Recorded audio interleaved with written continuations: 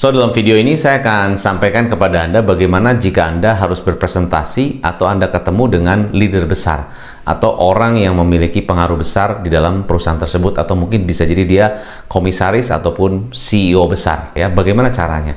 Ada 5 cara yang bisa Anda lakukan pada saat Anda melakukan presentasi, sales presentation, ataupun Anda ingin menyampaikan sesuatu, bahkan ingin menyampaikan ide Anda, gagasan Anda bisa lakukan 5 cara ini. Nah, khususnya bagi Anda yang baru nonton channel saya, Anda bisa nonton dulu. Jangan lupa Anda bisa share ke teman-teman Anda, karena saya percaya sharing is caring. Dan jangan lupa juga Anda subscribe dan klik loncengnya supaya Anda bisa mendapatkan video-video terbaru dari saya.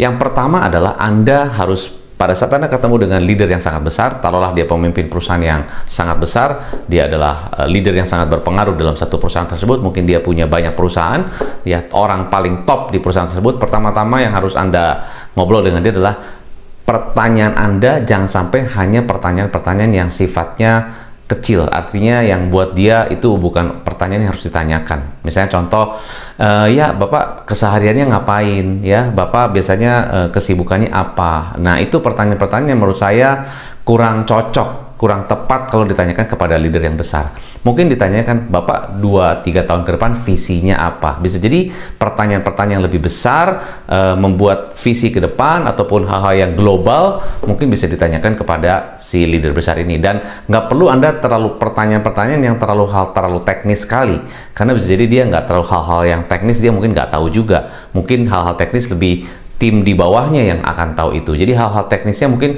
dia akan bilang gini, oke, kamu tanya aja si A, si B, si C, karena buat dia itu bukan sesuatu yang harus dia jawab.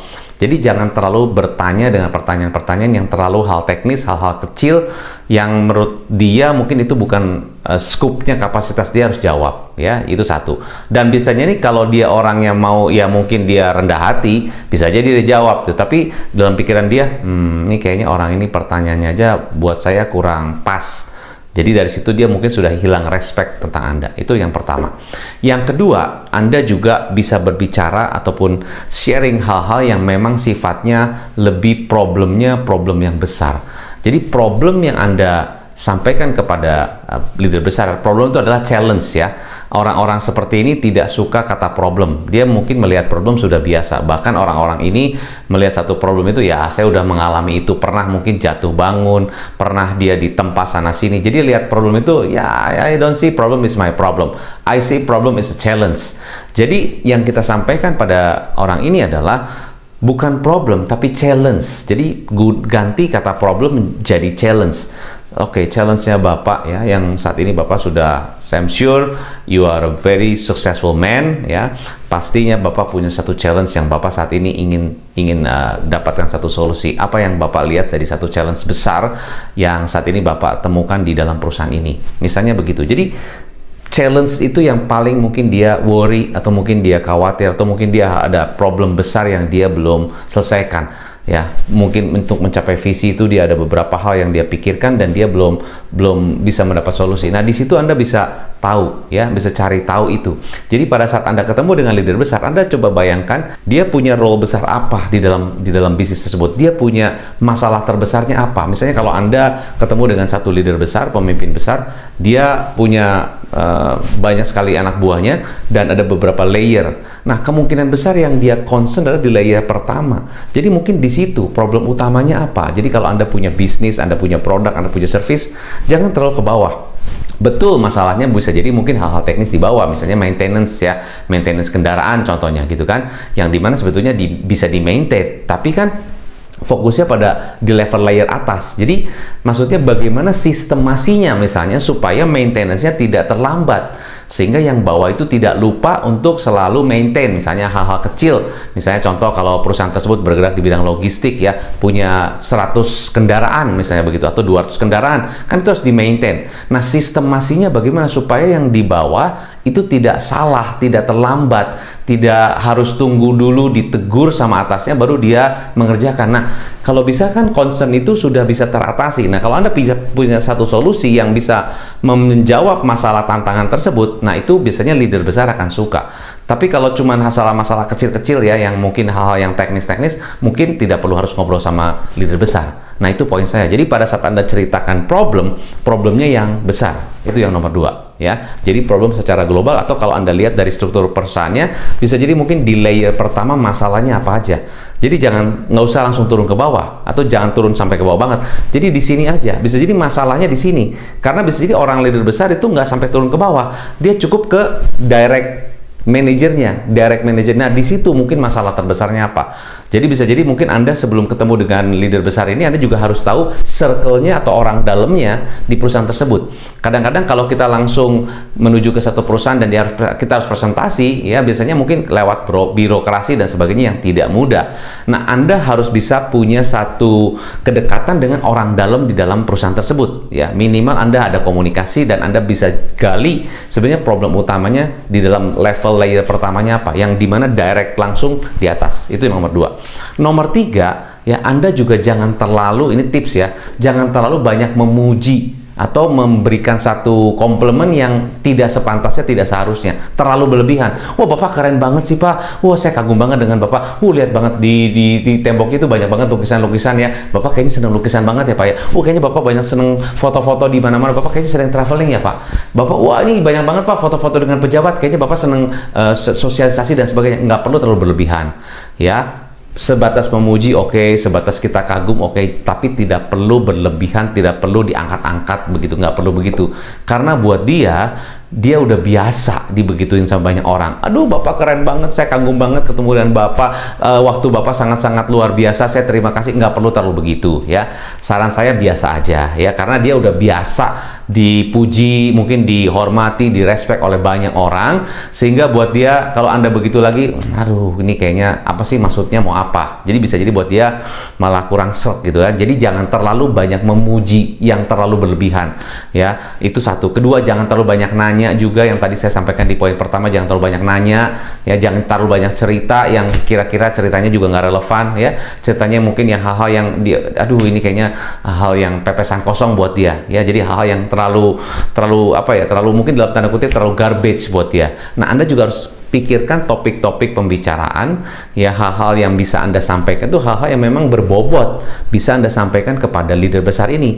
Mungkin misalnya masalah global atau masalah hal-hal yang ada di perusahaan-perusahaan global di tempat lain atau di luar negeri, ya, mungkin di perusahaan-perusahaan yang lebih besar lagi daripada perusahaan ini. Jadi dia belajar sesuatu dari Anda, ya, sehingga Anda menjadi satu sosok yang bisa memberikan value buat si leader besar ini. Ya, bisa jadi mungkin dia karena terlalu besar, ya, melihatnya misalnya terlalu banyak yang dia tahu, tapi Anda tahu satu hal yang sangat-sangat spesifik. Misalnya Anda mengerti satu produk lah gitu ya, satu produk, ataupun Anda mengerti satu sistem, ya, sistemasi yang bisa memudahkan, ya, satu perusahaan, dan sistemasi ini sudah sangat-sangat digunakan dan Anda pelajari itu dari berbagai sumber, dan itu bisa bermanfaat buat si perusahaan itu. Ya, hal kecil sih, tapi ternyata itu hal yang bisa jadi value yang besar. Ya, contoh misalnya begini.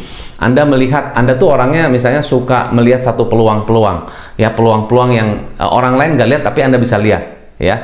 Nah, orang lain nggak melihat satu itu, ada bisa satu hal-hal yang bisa difokuskan, ternyata Anda bisa lihat.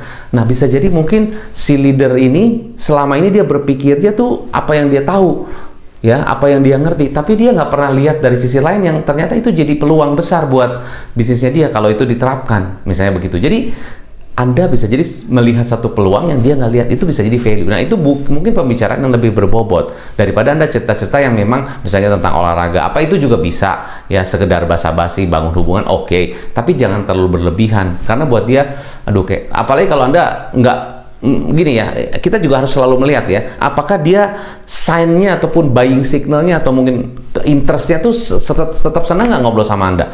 Kalau aduh ceritanya ini kayaknya bahasanya bahasa yang ringan-ringan banget gitu kan, buat dia kayaknya kurang berbobot. Spending waktunya dia dengan Anda itu kan pengennya sesuatu yang benar-benar berbobot, bermanfaat buat bisnisnya, bermanfaat buat value, buat pengembangan ke depan, dan sesuai dengan arah bisnisnya ke depan kan. Nah, itu yang harusnya disampaikan. Ya, itu nomor 4. Nah, nomor 5 yang paling penting dan yang sangat-sangat penting adalah Anda harus sangat-sangat confident, sangat-sangat percaya diri. Ya, ingat, confident bukan sombong. Ya, sombong itu kelihatan dari dagunya ke atas gitu kan. Nah, sombong sama confident beda tipis. Tapi confident itu adalah apa? Setiap Anda sampaikan poin ini, poin itu segala macam, itu ada bobotnya, ada dasarnya, nggak cuma katanya. Ya, ada sumbernya. Anda bicara itu ada dasarnya kenapa Anda sampaikan itu. Jadi betul-betul Anda sangat-sangat confident. Poin yang Anda sampaikan betul-betul sangat confident. Anda benar-benar tahu apa yang Anda katakan. Itu yang paling penting. Jangan sampai sedikit ada keraguan, atau mungkin mereka bisa dengar ini kayaknya Anda kurang yakin. Nah, ya, sedikit saja keraguan, sedikit saja ketidakyakinan membuat mereka hilang interest kepada Anda. Jadi sangat-sangat confident. Setiap poin, setiap pertanyaan Anda tanya tajam gitu ya. Angka, kalau Anda harus presentasi satu angka, Anda bilang angka ini misalnya ini menurun 12,3%, ada datanya, ada sumbernya. Kenapa Anda bilang menurun 12,3%? Itu ada datanya. Jadi nggak cuma ya ini 12,3% sih. Tahu dari mana? Ya saya baca-baca dari sumber yang ya saya lihat dari internet. Internet kan banyak, yang mana sumbernya. Jadi harus sangat-sangat detail, dan Anda ada bobotnya, dan Anda ada benar-benar ada dasarnya kenapa Anda sampaikan seperti itu. Jadi setiap statement Anda itu ada dasarnya kenapa Anda bicara seperti itu. Ada satu pemikirannya, ada logikanya di balik itu. Itu yang paling penting. Jadi confident sangat-sangat penting ya. So, ada 5 hal tadi yang saya bisa bagikan kepada Anda pada saat Anda presentasi kepada leader besar ya. Anda harus perhatikan 5 poin tadi. Yang pertama, balik lagi, 1, Anda harus bicara tentang hal-hal yang lebih besar. Jangan pertanyaan-pertanyaan yang terlalu kecil-kecil, yang receh-receh, yang lebih berbobot. Ya, mungkin lihat visi ke depan, 2-3 tahun ke depan, Bapak apa yang ingin dicapai dan sebagainya. Bisa jadi begitu. Yang kedua, problemnya juga jangan terlalu kecil-kecil, hal-hal yang bisa dikerjakan oleh teknisnya dia, atau mungkin timnya dia yang di level bawah. Itu nggak perlu harus ngobrol sama atas. Jadi Anda harus pastikan problemnya itu mungkin di level atas ya, di layer pertama. Itu yang kedua. Yang ketiga, Anda juga jangan terlalu banyak memuji ya, yang akhirnya pujiannya itu nggak terlalu berlebihan, buat dia nggak tepat ya. Dan itu jangan terlalu banyak cerita-cerita yang juga buat wasting their time gitu kan.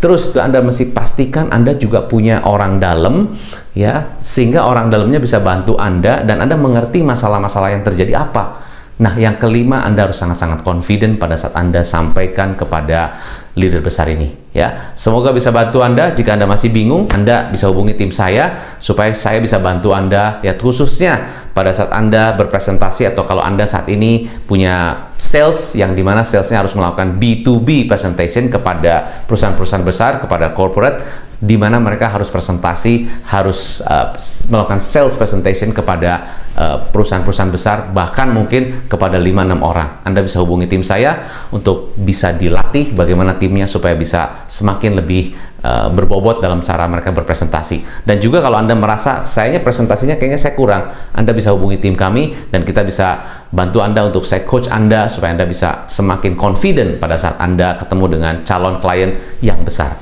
Semoga bisa bantu Anda. Sukses selalu. Salam pengusaha.